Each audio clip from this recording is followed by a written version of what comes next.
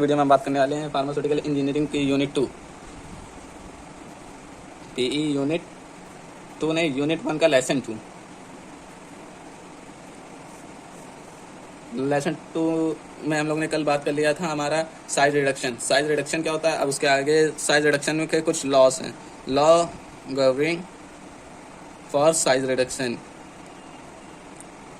तो ऐसे तो साइज रिडक्शन के बहुत सारे लॉ दिए गए हैं और रिलेशन बिटवीन एनर्जी इनपुट और डिग्री ऑफ साइज रिडक्शन के बीच में बहुत सारे हमारे लॉ दिए गए हैं। लॉ मतलब एनर्जी, हमारी साइज रिडक्शन में कितनी एनर्जी लग रही है, इसका डायरेक्टली प्रोपोर्शनल साइज रिडक्शन में कितनी लग रही है, इसके ऊपर बहुत सारे लॉ बने हैं।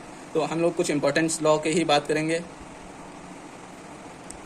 खासकर इंपॉर्टेंस लॉ में 3 लॉ बहुत इंपॉर्टेंट हैं जो हम लोगों को पढ़ने हैं। किक्स लॉ, बॉन्ड्स लॉ और रिटिंगर्स लॉ। सो बात करते हैं हम लोग पहले किक्स लॉ। किक्स लॉ ने कहा कि जितना छोटा पार्ट करोगे, यानी हमारा पार्टिकल साइज या साइज रिडक्शन, हम जितना छोटा साइज रिडक्शन करेंगे उतनी ही एनर्जी लगेगी। साइज रिडक्शन जितना ही छोटा करेंगे उतनी ही एनर्जी लगेगी। इन्होंने एक डायरेक्ट बोल दिया कि the ratio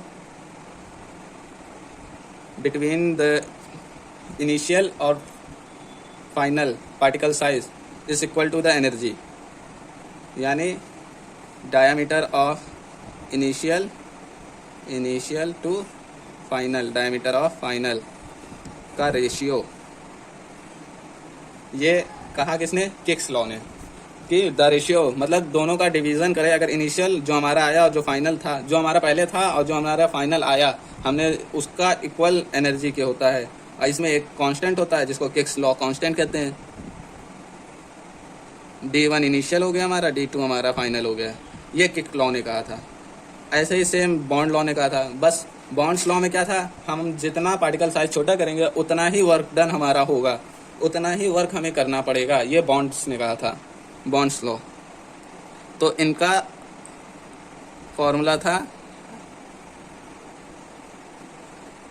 energy upon work done 100 upon D2 minus √100 upon D1। यहाँ D1 वही इनिशियल है और D2 फाइनल है। अब इन्होंने ये बोला था कि जो एनर्जी यूज्ड हो रही है crack propagation is directly proportional to the new crack length.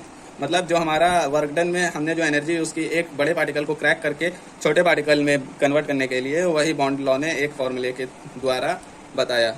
अब रिटिंग्स लॉ ने भी एनर्जी ही को लेके बताया था कि energy required for the size reduction is unit mass. मतलब जो हमारी एनर्जी रिक्वायर्ड होती है साइज रिडक्शन के लिए, वो एक यूनिट मास में रिक्वायर्ड होती है और वो डायरेक्टली प्रोपोर्शनल होती है सरफेस एरिया के। मतलब जितना छोटा सरफेस एरिया होगा उतनी ज़्यादा एनर्जी होगी। इन्होंने भी अपना एक फॉर्मूला दिया था। भाई फॉर्मूला देने में सब आगे ही थे। K equal to D1 upon D2। यहाँ के आर रिटिंग्स लॉ कांस्टेंट है।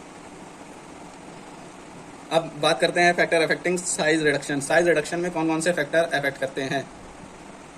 कल हम लोग ने साइज रिडक्शन पढ़ लिया था। अब कौन कौन से फैक्टर हैं वो अफेक्ट करते हैं? हार्डनेस। अगर हमारा पार्टिकल हार्ड होगा तो हम लोग उसको तोड़ने में हमें ज़्यादा फोर्स अप्लाई करना होगा, ज़्यादा उसमें एनर्जी लगेगी। तो ये एक फैक्टर है हार्डनेस। मटेरियल का स्ट्रक्चर, अगर मटेरियल का स्ट्रक्चर इरेगुलर है तो उसको तोड़ने में थोड़ी ज़्यादा कठिनाई होगी। और अगर एक शेप में है, रेगुलर शेप में, लॉन्ग है, रिड्यूस करने में तो उसको काट के रिड्यूस कर दिया सकता है। जैसे कि लॉन्ग होगा तो उसको काट के रिड्यूस कर सकते हैं, लेकिन गोल होगा या स्पेयर होगा तो उसको फोड़ना ही पड़ेगा, उसमें एनर्जी ज़्यादा लगेगी। तो मटेरियल स्ट्रक्चर दूसरा पॉइंट हो सकता है। तीसरा सॉफ्टनिंग टेम्परेचर, यानी अगर हमारा कोई मटेरियल है जो टेम्परेचर अप्लाई करने पर सॉफ्ट हो जा रहा है और वो चिपक जा रहा है जाके, तो वो भी फैक्टर हो सकता है। स्टिकीनेस भी अभी मैंने ऊपर ही अप्लाई कर दिया है कि कहीं जाके चिपक जाए।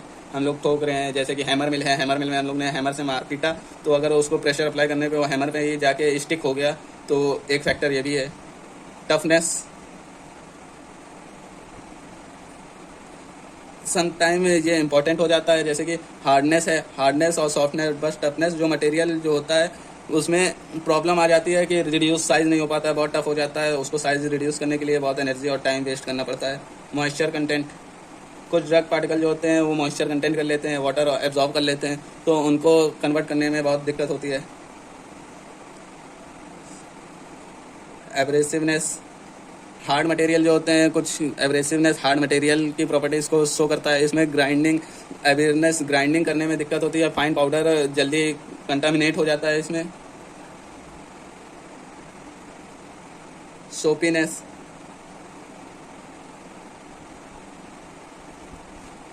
और एक्सप्लोजिव,